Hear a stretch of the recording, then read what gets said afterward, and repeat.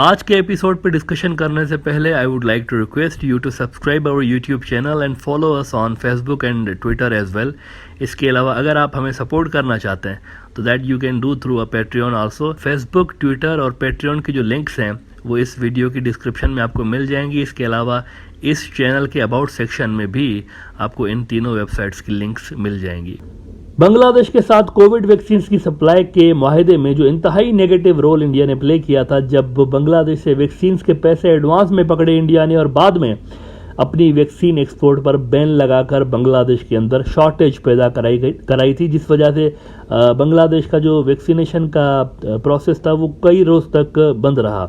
बिल्कुल वही किरदार इंडिया अब दोबारा निभाते हुए नजर आ रहा है, जब बांग्लादेश के ट्रेडर्स से वीट सप्लाई के पैसे एडवांस में पकड़ने के बाद इंडिया ने अपनी वीट एक्सपोर्ट पर बैन लगाया हुआ है। लेकिन अब कुछ मजीद परेशान कुछ डिटेल्स इस हवाले से सामने आ रही हैं, जो कि अनफॉर्चुनेटली बांग्लादेश की मीडिया में ज़्यादा हाईलाइट नहीं हुई, लेकिन मैं तो यहाँ पर हाईलाइट करूंगा क्योंकि ये बहुत बड़ी न्यूज़ है मेरे हिसाब से, considering the gravity of the situation. देखिए, वहाँ पर फूड क्राइसिस पैदा होने का खतरा है।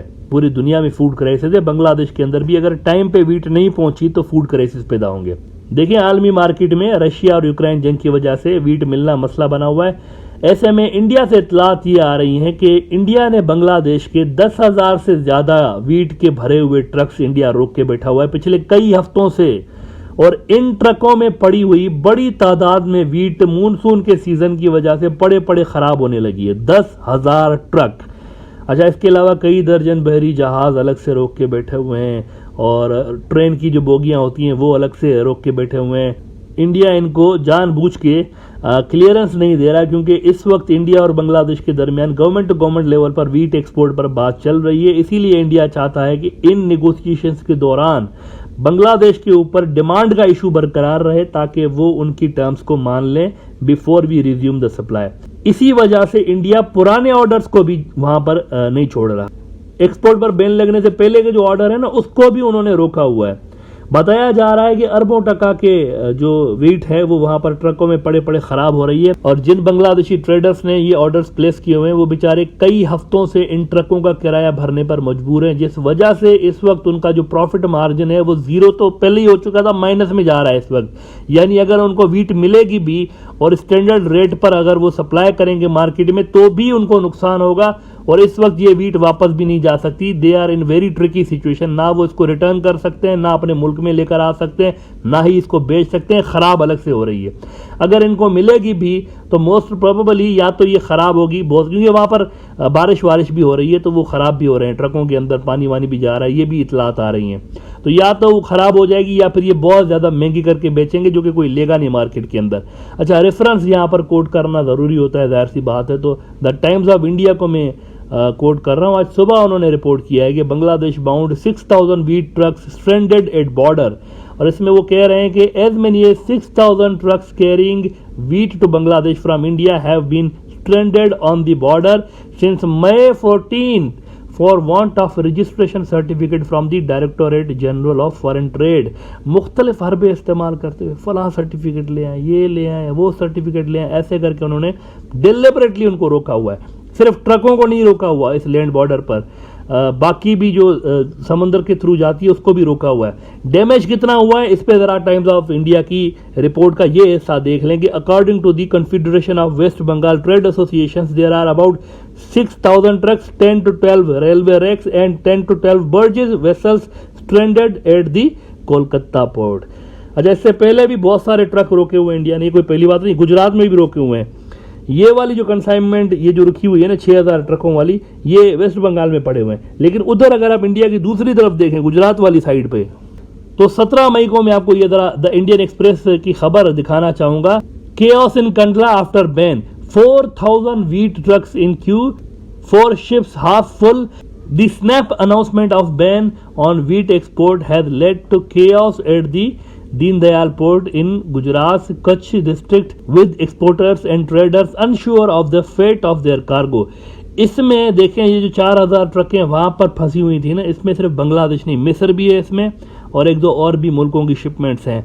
जब इंडिया ने बांग्लादेश की वीट को एक्सपोर्ट पर बैन लगाया हुआ था ना, तब डेली स्टार बांग्लादेश का बड़ा न्यूज आउटलेट है, इन्होंने कहा था कि ये बड़ा सीरियस मैटर है।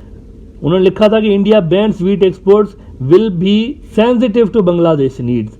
जब से इंडिया ने व्हीट एक्सपोर्ट पर अचानक से बैन लगाया हुआ है, 6 मुल्कों ने हुकूमती सतह पर 1.5 मिलियन टन 15 लाख टन गंदम जो है ना व्हीट, उसके ऑर्डर हुकूमती सतह पर इंडिया को दिए हुए हैं। उसमें सबसे बड़ा ऑर्डर बांग्लादेश का है। लेकिन इंडियंस वो जो टॉप उनके जो सप्लायर हैं, जो फर्म्स हैं ना टॉप उनकी, वो कह रही हैं कि हम ये सारे ऑर्डर्स मीट नहीं कर पाएंगे बांग्लादेश से। उन्होंने पहले ही कह दिया है कि कहीं और से ले लें, हम जो है ना ये सारी डिमांड्स मीट नहीं कर पाएंगे। रेफरेंस देना ज़रूरी होता है, वरना भक्त हजरात कहते हैं कि ये तो प्रोपेगेंडा कर रहा है।